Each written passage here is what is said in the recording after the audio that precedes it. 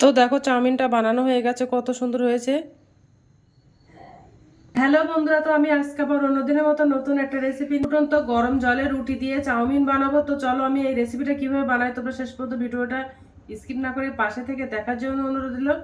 তো প্রথমে দেখো আমি একটা গামলা বাটি নিয়ে নিয়েছি, ওর মধ্যে আমি 1 বাটি আটা দিয়ে দেব।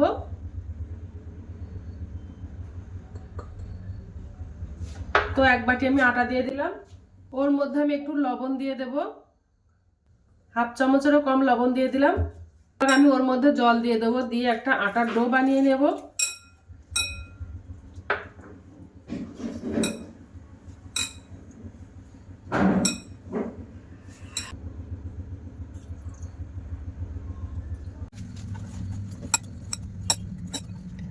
তো দেখো একটা আটার ডো বানিয়ে নিয়েছি, এবার আমি রুটি বেলে নেব।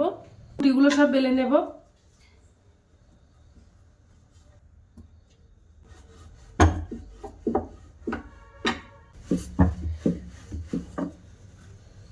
পাতলা করে রুটি বেলে নেব।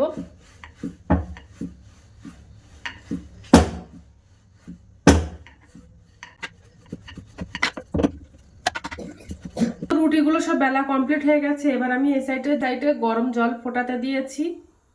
তো এবার এই গরম জলের মধ্যে আমি এই রুটিগুলো দিয়ে দেব। তো দেখো জলটা ফুটে গেছে, এবার আমি ওর মধ্যে যে রুটিগুলো বেলে রেখেছিলাম ওই রুটিগুলো দিয়ে দেব।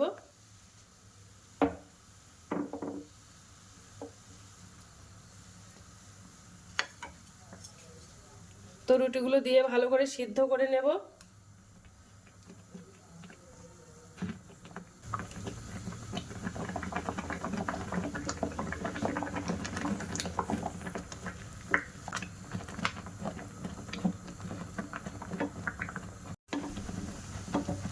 তো রুটিগুলো সিদ্ধ হয়ে গেছে, এবার আমি তুলে নেব।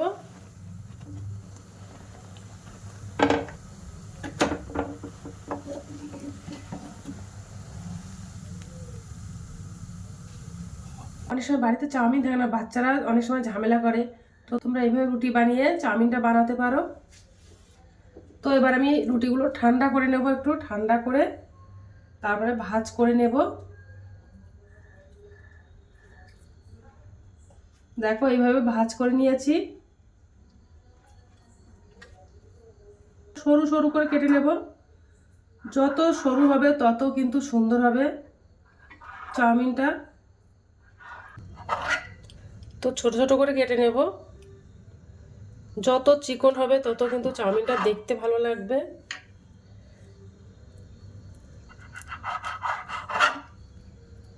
তো দেখো চাউমিনগুলো সব কাটা হয়ে গেছে, আর কত সুন্দর হয়েছে। একটু ছাড়িয়ে ছাড়িয়ে নেব, জড়িয়ে গেছে যেগুলো।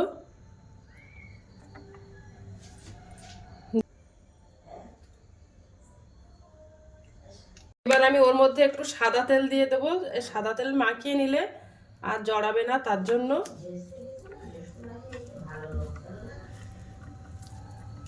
কতটা ঝরঝরে হয়েছে, তো দেখো কতটা ঝরঝরে হয়েছে। এবার আমি চাউমিনটা রান্না করে নেব। ফ্রাইং প্যানটা গরম হয়ে গেছে, এবার আমি ওর মধ্যে একটু সাদা তেল দিয়ে দেব, পেঁয়াজ দিয়ে দেব।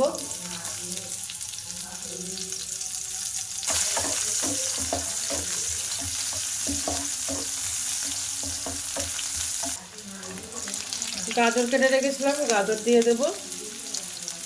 ক্যাপসিকাম কেটে রেখেছিলাম, ক্যাপসিকাম দিয়ে দেব।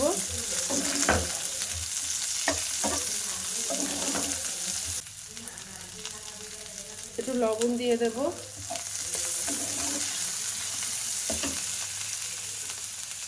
কাঁচা লঙ্কা দিয়ে দেব।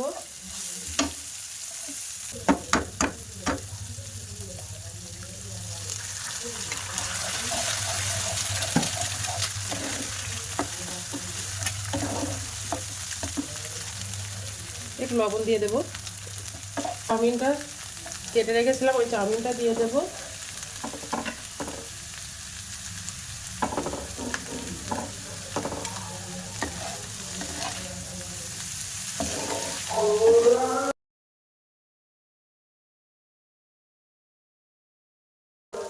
এক চামচ সয়া সস দিয়ে দেব। 1 চামচের মতো ভিনিগার দিয়ে দেব।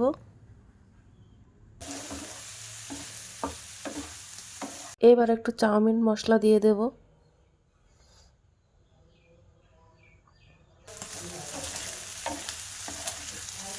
একটু আজিনামোটো দিয়ে দেবো। এটা কিন্তু বড় বড় রেস্টুরেন্টে ব্যবহার হয়, তোমরা চাইলে এটা বাদ দিয়ে দিতে পারো। আর এটা দিলে কিন্তু খেতে খুব সুন্দর লাগে, তার জন্য দিয়ে দিলাম। আর দেবো 1 চামচ মতো গোলমরিচ গুঁড়ো, এটাও দিলে কিন্তু খুব ভালো লাগে খেতে। দিয়ে এবার ভালো করে মিশিয়ে নেব। সব শেষে এবারে আমি একটু টমেটো সস দিয়ে দেব, দিয়ে ভালো করে মিশিয়ে নেব।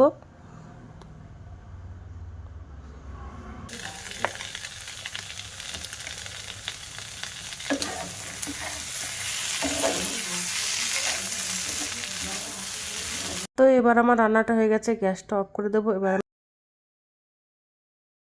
এই চাউমিনটা শুধু বাড়িতে আটা থাকলে বানিয়ে নিতে পারবে, আর খুব অল্প সময়ে কম খরচে অল্প উপকরণ দিয়ে। তো আজকের দিনের মতো ভিডিওটা এখানে শেষ করছি। আগামী দিন আবার একটা নতুন ভিডিও নিয়ে চলে আসবো। তো টাটা, বাই বাই, সবাই ভালো থাকবে, সুস্থ থাকবে।